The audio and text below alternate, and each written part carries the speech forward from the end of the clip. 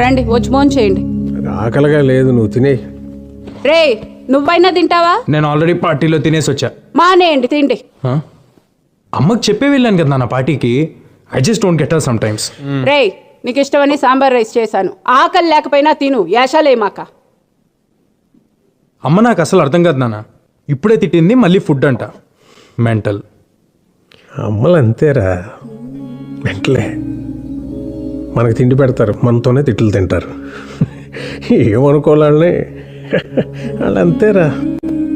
గొడవ పడేది మనతోనే, మన మంచి కోసమే. మనం దాన్ని చేదస్తాం అనుకుంటాం, వాళ్ళు దాని బాధ్యత అనుకుంటారు. కరెక్ట్. యూనో సంథింగ్, ఇంట్లో అమ్మో నాన్నో తాతయ్యో నాన్నమ్మో లేకపోతే ఇంకెవరు అడుగుతారా మన్ని తిన్నావా ఉన్నావా అని? వాళ్ళు ఉన్నప్పుడు వాళ్ళు విలువ తెలియదురా.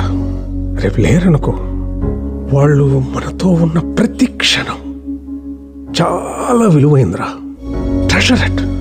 సారీ నాన్న, ఇందాక అమ్మ సడన్ గా తిట్టేసిందని. తిడతారా, పెద్దవాళ్ళు అన్నాక తిడతారు, పడతాం. ఏమైంది? ఈగో ఎందుకు మనకి?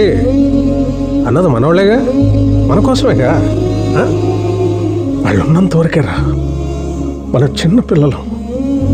వాళ్ళు పోతే మన బాల్యం కూడా వాళ్ళతో తీసుకుపోతారా.